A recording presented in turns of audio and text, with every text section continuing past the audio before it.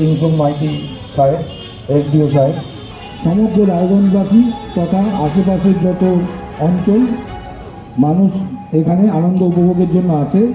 দেশ বিদেশের প্রতীক্ষার অবসান, নানা আকর্ষণীয় সম্ভার নিয়ে আবারও হাজির রায়গঞ্জ এক্সপো মেলা 2024। সোমবার রায়গঞ্জ স্টেডিয়ামের সাড়ম্বরে উদ্বোধন হলো 11তম এক্সপো মেলার। প্রবল গরম বৃষ্টিকে উপেক্ষা করেও শহরবাসী প্রতিবার ভিড় জমান এই মেলায়, অপেক্ষা করে থাকেন পরের বছরের মেলা। এদিন প্রশাসন, জনপ্রতিনিধি, ব্যবসায়ী সংগঠনদের উপস্থিতিতে এবছরের মেলা শুরু হলো। আয়োজকদের কথায় এবছর বিগত বছরগুলির তুলনায় বেশি স্টল এসেছে। দেশের নানা প্রান্ত থেকে এসেছে খাবারের স্টল, যা রসনা প্রেমীদের আনন্দ দেবে বলা বাহুল্য। এছাড়াও থাকছে বাংলাদেশের শাড়ির স্টল।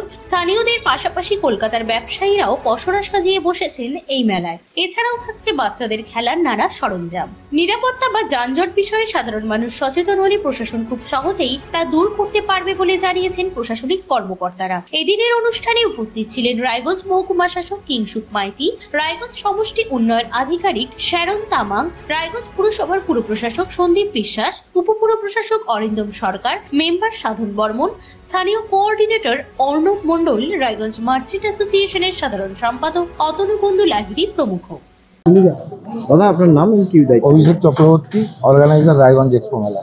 আজকে ওপেনিং হলো, কি বলবেন মেলা সম্পর্কে? রায়গঞ্জ 11তম রায়গঞ্জ এক্সপো মেলা 2024 আজকে আমাদের দ্বার উদ্ঘাটন হলো। চলবে আগামী 40 দিন ব্যাপী। মেলায় প্রতি বছরের মতো এবছরও বিশেষ আকর্ষণ রয়েছে। কলম্বাস নৌকা আছে, রেঞ্জার রাইডস আছে এবং দেশ বিদেশের স্টল আছে এবং প্রতিবেশী দেশ বাংলাদেশের কাপড়ের স্টল আছে। আর পশ্চিমবঙ্গের বিভিন্ন প্রান্ত থেকে যে সেরা খাবারের পসরা যারা, তারা এসছে এবারের মেলায়। কতগুলো স্টল আছে? 120 থেকে 128 স্টল আছে এবারের মেলায়। এবারের মেলায় সবচেয়ে বেশি স্টল আছে। আজকে মেলা উদ্বোধন করে কেমন অভিজ্ঞতা হলো? কি ভালো, এক্সপো মেলা আমাদের রায়গঞ্জে প্রত্যেক বছরই হয়। মানুষজনের অধীর আগ্রহে অপেক্ষা থাকে, তো সেই উপলক্ষে আমরা সকলে সমবেত হয়েছিলাম। এবং আপনারা দেখছেন যে স্টেডিয়াম গ্রাউন্ডে মেলা হচ্ছে, প্রত্যেক বছর যেরকম চমক থাকে এবছর সেরকম রয়েছে।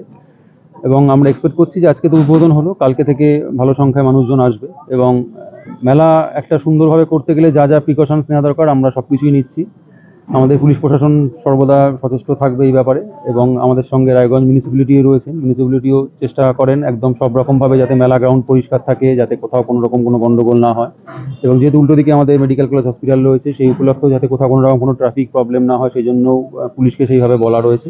সুতরাং সমস্ত রকম প্রিকশনস নেওয়া আছে এবং মেলা খুব শান্তিপূর্ণভাবে ভালোভাবেই হবে। এবং স্টলও প্রচুর এসছে বাইরে থেকে। তো আমরা এক্সপেক্ট করছি যে 40 দিন রায়গঞ্জের মানুষ একটা দারুণ ফেজের মধ্যে দিয়ে যাবে, প্রত্যেক বছর যেরকম হয়। তো আমাদের সকলের তরফ থেকে বেস্ট উইশেস থাকলো মেলার কর্ণধার অভিষেক চক্রবর্তীকে। কি বার্তা দিবেন রায়গঞ্জবাসীকে মেলার? সবাই আসুন, আনন্দ করুন। আপনার আনন্দ যেন অপরের নিরানন্দের কারণ না হয়, সেদিকেও যত্নবান থাকুন। মেলা ভালো। অভিষেক চক্রবর্তীর নেতৃত্বে এই মেলা, এক্সপো মেলা প্রতি বছরই আসে। সবাই রায়গঞ্জের মানুষ, জেলার বিভিন্ন প্রান্তের মানুষ তারা আনন্দ উপভোগ করেন। এবারও আসুন। মেলায় প্রচুর স্টল রয়েছে, বিভিন্ন হরেক রকমের দোকান, হরেক রকমের জিনিসপত্র নিয়ে এই এক্সপো মেলা আমাদের সামনে তুলে ধরেছে। এটা খুবই ভালো লাগবে। আমার তো প্রাথমিকভাবে দেখেই আমার খুব আনন্দ হলো। ব্যুরো রিপোর্ট, নিউজ বৃত্তান্ত। Wait, so this was your wedding look? Oh my God, Tammy, you look pretty. Dhaka থেকে যখন আইছিলাম, এ হগল আমার মা আমারে পরাইয়া দিছিল। It's so authentic, Tammy. I will go for this look. But what about my গয়না?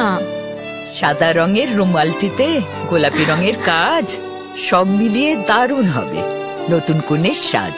আমার গয়না আমার শ্রী ঢাকা জুয়েলার্স, আভিজাত্যের গয়না। সব মাই চায় মেয়েকে রাজরানীর মতন সাজাতে, সাজিয়ে তুলতে চায় সোনার গয়নায়। ওরিয়েন্ট জুয়েলার্স, সোনা যা সর্বক্ষণের। ছোট ছোট অনুভূতি, স্মৃতিগুলো থেকে যায় সব সময় আদরে। কুকু কুকু, কিরে হলো? আসছি। লকডাউন সময় তো হয়ে এলো। কিছু স্মৃতির ভাজেই তোলা থাকে শুভারম্ভে প্রাপ্তি। 50 বছরের অভিজ্ঞতায় অগ্নিশ্বর জুয়েলার্স। নিখুঁত গয়নার কারিগরি। Agnishwar jewellers, NS road, Raiganj.